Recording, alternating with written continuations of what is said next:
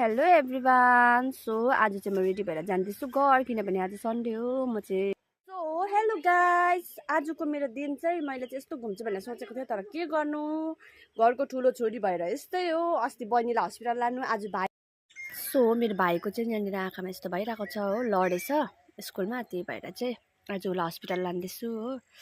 Hospital लानु पर्यो नानीहरू होइन, किनभने अब डर हुन्छ नि त, ठुलो मान्छे भए त्यस्तो के हुँदैन थियो। सो त्यही भएर चाहिँ लाँदैछु। म साथी जाँदैछ हो, हस्पिटल पुऱ्याएर आउँछु उसलाई।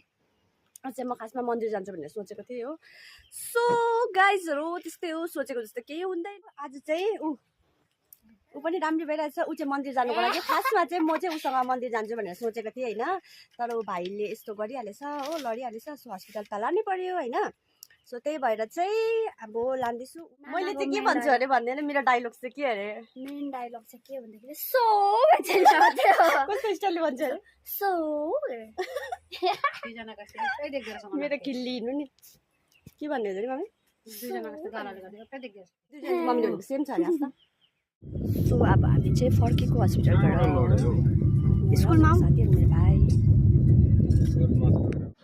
सो यहाँ चाहिँ रानीको थियो हो, क्लिनिकमा पर्खिरहेको छ, हामी बनाउनु आँटेको छ हो। अब चाहिँ हामी झालमुरीको सामान किनेर आएको, भाइ र म। भाइ हेलो भनौँ।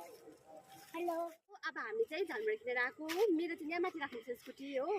सो मैला भइरहेछ, अब स्कुटी धुनु जान्छु झालमुरी खाइसकेर। सो अहिले भेट्छु तपाईँहरूलाई, बाई। सो आजको भिडियो चाहिँ यतिमै एन्ड गर्दैछु, बाई बाई।